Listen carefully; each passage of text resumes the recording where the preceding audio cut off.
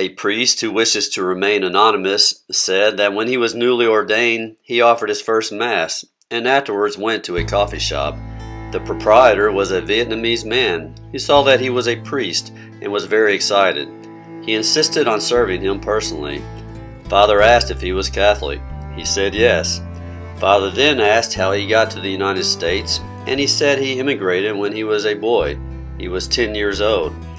This was when the United States pulled out of Vietnam and the North Vietnamese swept through the South and pillaged the villages, and many of the people were forced to flee their homes. Everyone in this man's village fled, and they were pushed all the way down to the southern coast to the ocean. They cut down trees and bound them together to make rafts. His village made 3 rafts and pushed out into the ocean, and they were on the ocean for 3 days. On the first day, they met a military ship of some kind that wasn't able to accept them on board. They told them to go east, and there would be an island to stay on. They said they would let the UN know and send someone to rescue them. The remainder of the first day was somewhat calm, but on the second day a storm picked up, and many were washed overboard, along with all of their belongings. The sharks came and were harassing them, and anyone who got swept overboard was immediately devoured by the sharks.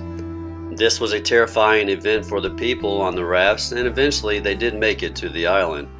When they got to the island, they found it was completely uninhabited. There was no food on the island. All their provisions had been washed overboard.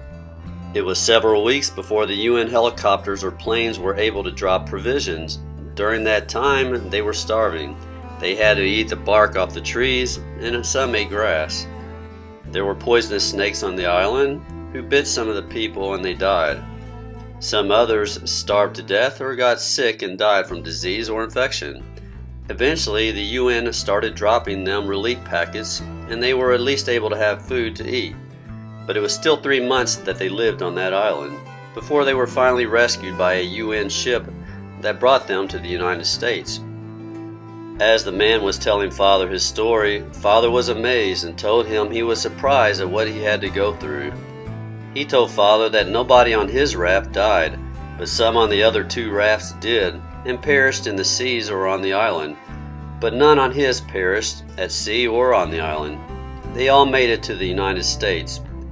Father asked him why he thought that was, and he said that the whole time they were on the raft on the ocean, the whole 3 days, morning and night, all that they did was pray the Rosary 24/7. When they finished praying a Rosary, they started praying another one, and another, and another. They asked Our Lady to protect them, and she did. No one on the raft who prayed the Rosary died. They all survived, and they all made it to the United States due to the protection of the Blessed Mother.